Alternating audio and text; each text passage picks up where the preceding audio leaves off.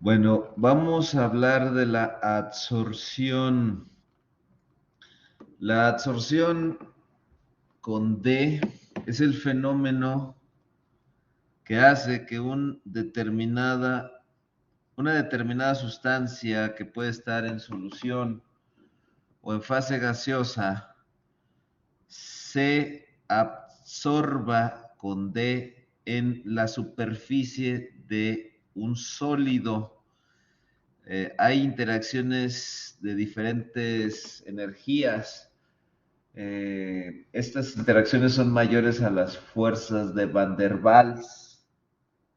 A veces hay un fenómeno que se llama la quimisorción, donde literalmente ocurre un proceso de reacción química que adhiere a esa sustancia sobre el sólido.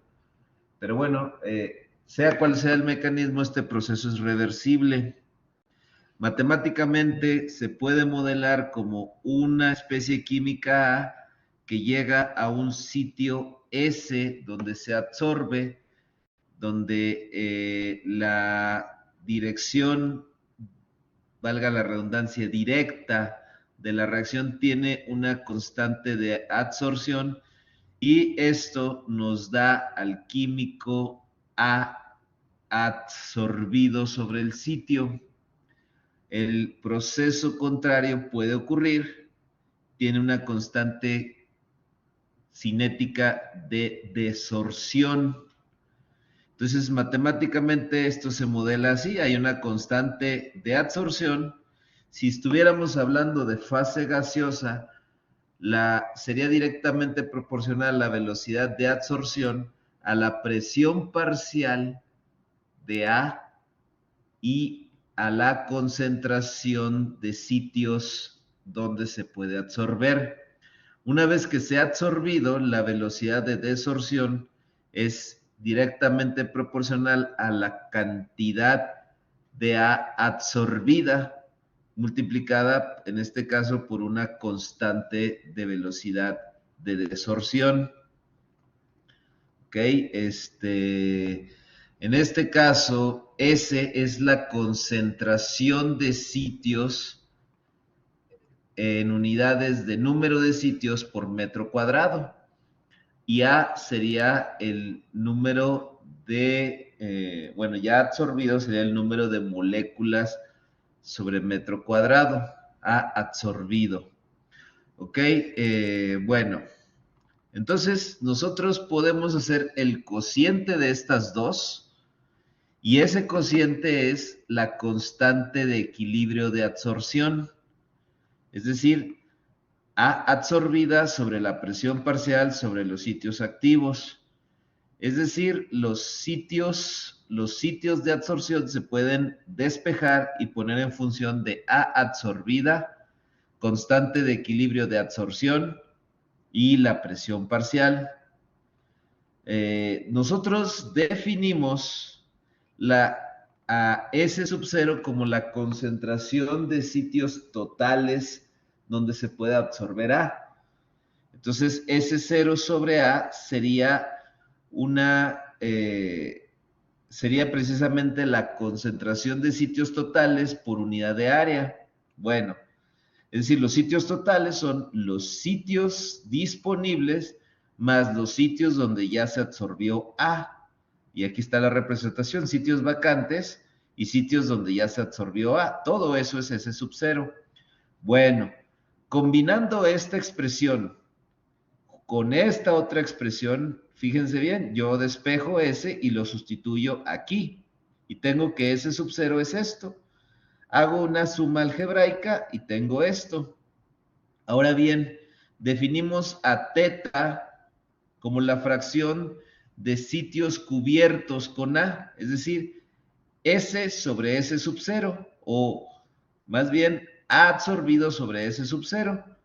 Y con eso, sustituyendo y despejando, tenemos que la fracción de sitios ocupados será igual a la constante de equilibrio de absorción por la presión parcial sobre 1 más la constante de equilibrio por la presión parcial. Ahora bien, ya lo mencioné, la absorción no solo ocurre en fase gaseosa, también ocurre en fase solución, en solución.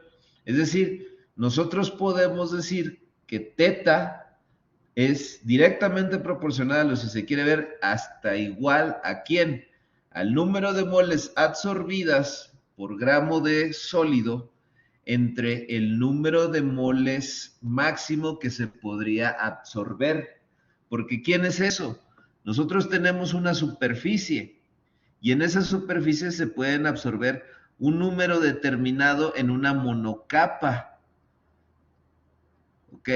Entonces, ese máximo va a ser directamente proporcional ¿a quién? A los sitios para absorción y obviamente la fracción ocupada, este sería el máximo, y pues bueno, de ese máximo hay una cierta cantidad ocupada, esto sería n sub 0, este sería una n que no es la máxima, entonces se puede relacionar y n pues sería igual a n0 por teta, ¿ok?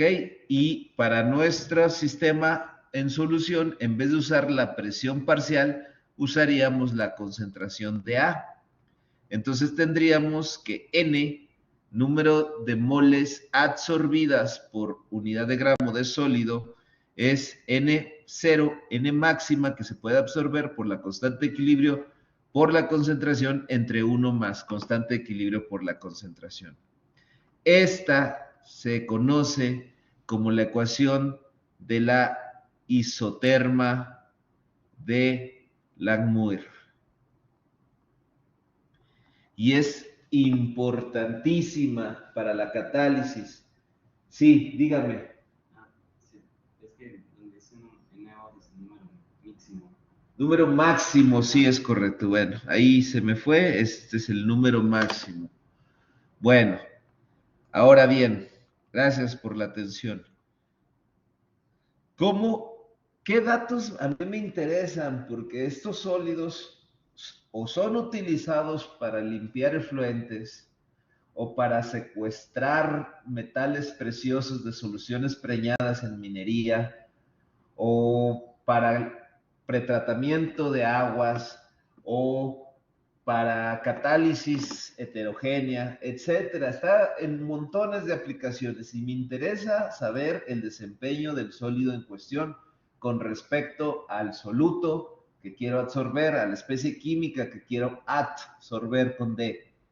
Bueno, ¿qué valores me interesan? Obviamente me interesa la constante de equilibrio y me interesa la concentración máxima que puede absorber, es decir, el número de moles máximas por unidad de gramo que puede absorber. Entonces, es muy sencillo. Si yo le saco inverso a esta expresión, se convierte en esto, ¿ok? Se convierte en dos términos, donde el segundo término elimina la constante de equilibrio, de absorción. Es decir, me queda esta expresión. Si yo la multiplico a toda por la concentración, ¿estamos? Me queda esto. Es decir, esto tiene la forma de una línea recta. Es decir, si yo grafico unos datos, que ahorita voy a decir cómo se grafican, de ¿cuánta concentración de A queda en solución? Dividido entre el número de moles que se absorbieron contra la concentración A en el equilibrio, yo obtengo una línea recta. Concentración de A en equilibrio contra la concentración de A en equilibrio sobre el número de moles absorbidos. Y eso me da como, esa línea recta me da una pendiente o tiene una pendiente que es igual al inverso del número de moles máximas por unidad de gramo que puede absorber. ¿Ok? Y en este caso, el intercepto de esa expresión es el inverso del producto del número de moles máximas que puede absorber por la constante de equilibrio de adsorción. Es decir, si hago mi regresión, puedo obtener mis datos, precisamente los datos que a mí me parecen valiosos. Entonces, en nuestra práctica, lo que vamos a hacer primero son preparar soluciones de ácido acético. Tal vez en esta demostración hagamos un poco menos de esas soluciones, pero la idea es en 50 mililitros de agua, o más bien vamos a aforar a 50 mililitros, vamos a preparar 0.5, 0.8 y así sucesivamente mililitros de ácido acético y aforamos a 50. Entonces ahí esas van a ser nuestras soluciones. Nosotros a esas soluciones vamos a ponerlas en un matraz. Aquí lo estoy representando de esta manera, pero puede ser un matraz Erlenmeyer. Vamos a poner esa solución, esos 50 mililitros de solución, y le vamos a agregar una cantidad que tentativamente vamos a poner 1 gramo de carbón activado. Y lo vamos a poner a agitación vigorosa.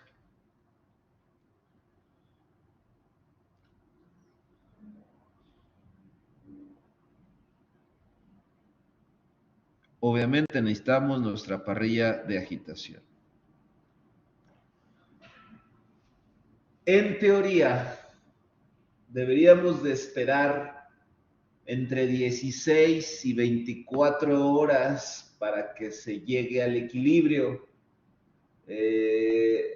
Aquí pues no tenemos ese tiempo, lo vamos a hacer y empezando la práctica, vamos a hacer esto, y tal vez nos alcance a lo mucho 2 horas de agitación vigorosa. Entonces, hay dos formas que vamos nosotros a probar una forma mucho más rápida. En teoría, lo que podemos hacer es hacer una titulación.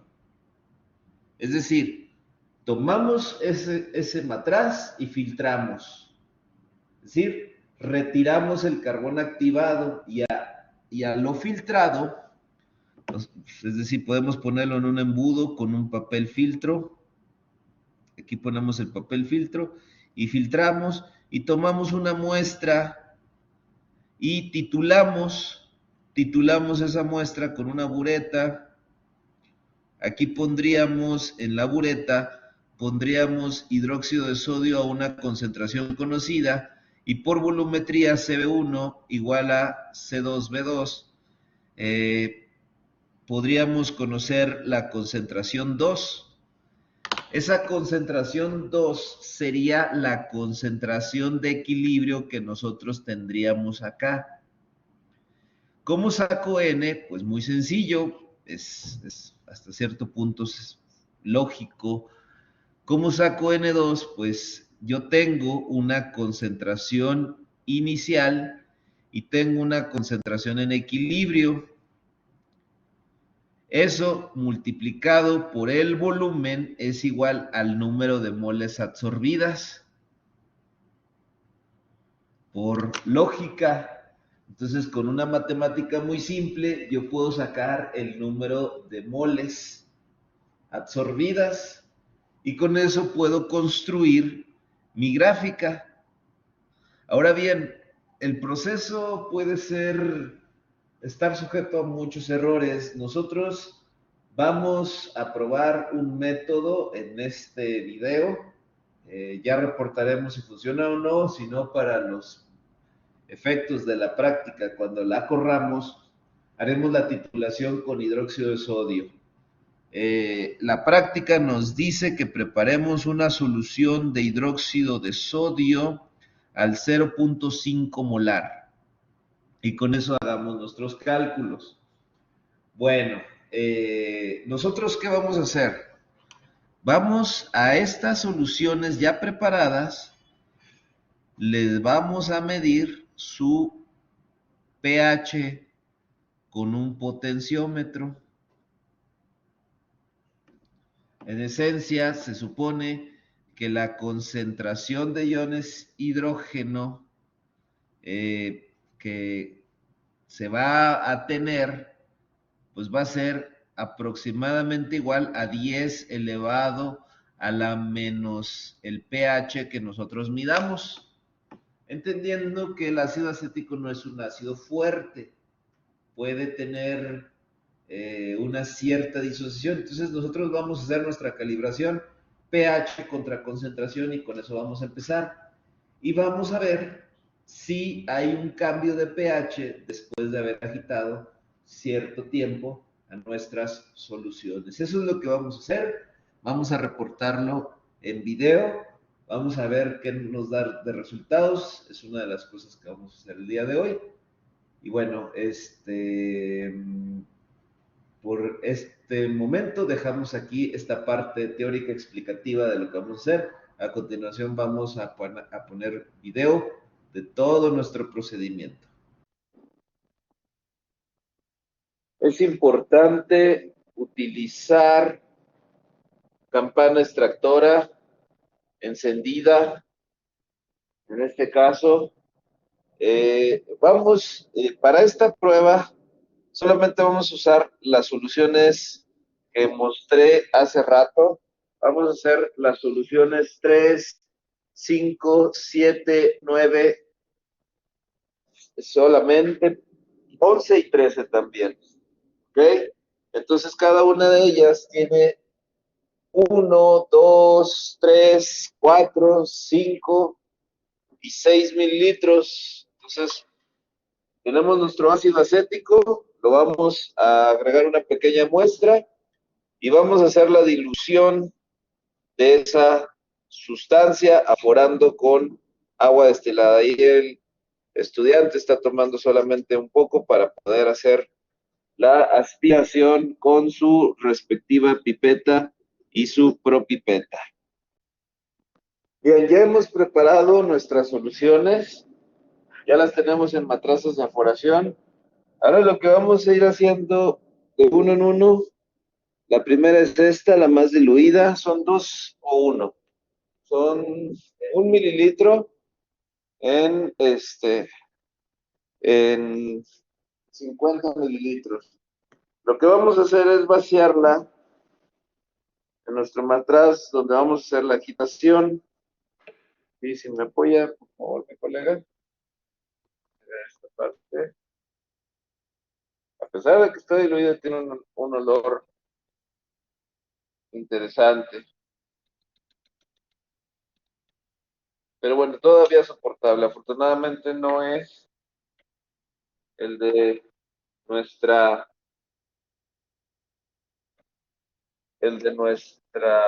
solución original, que es casi 100% de ácido acético, el ácido acético glacial. Vamos a utilizar nuestro potenciómetro. Ok.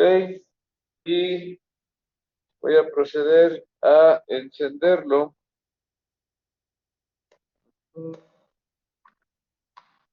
Ahí está.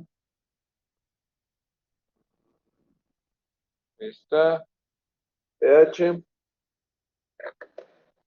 Con cuidado lo destapo de su solución protectora.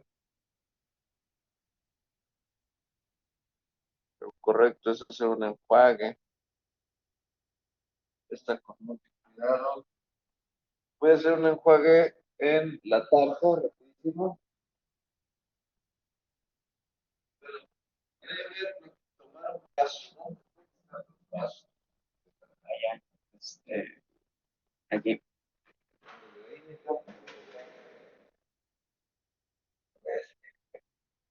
Para que medición y medición del enjuague del bulbo.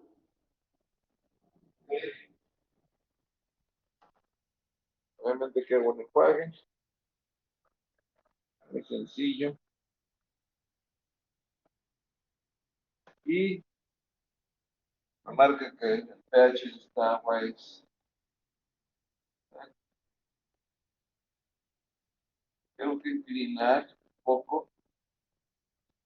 Y bueno, Tenemos que para la solución, 1 mililitro en 50, tenemos 2.07 de pH, un poquito, bueno, se tiene que estabilizar. Tal vez baje unas cuantas centésimas más. Pero bueno, esa es la medición y lo vamos a hacer con todas las soluciones. Bueno, aquí lo que estamos mostrando es los datos que son obtenidos de nuestras mediciones de pH a las diferentes soluciones. Se puede observar que bueno, pues hay una correspondencia, eh, tenemos el pH que en teoría, bueno, la concentración que en teoría se obtuvo de ácido acético en moles sobre litro para las diluciones que se hicieron y el pH obtenido. Observamos que para el pH obtenido la concentración calculada no corresponde a la concentración de ácido acético. Esto es multifactorial, pero básicamente es debido a que no es un ácido fuerte y por lo tanto no se disocia completamente. Y por eso pues hay una relación entre la concentración de ácido acético y concentración de iones hidronio que ahí tenemos en esa columna.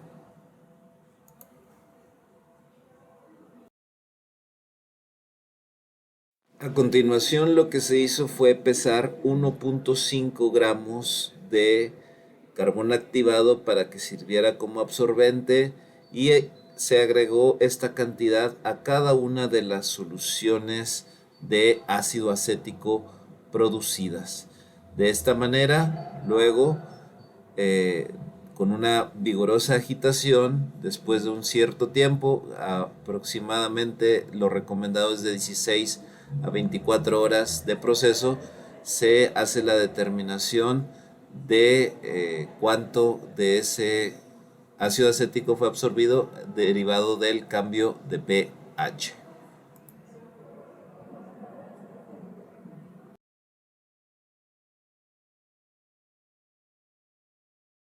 Y aquí ya mostramos a todas las soluciones de ácido acético con sus respectivos 1.5 gramos de carbón activado siendo agitadas vigorosamente. Y bien, se hace la determinación de pH para todas las soluciones después de pasado un tiempo. Esta demostración solamente se hizo durante 1 hora, pero bueno, después de las 24 horas debe de haber un cambio más importante. Vemos los pHs 1.86, 2.52 para la primera, 1.57 y 1.92 para la segunda.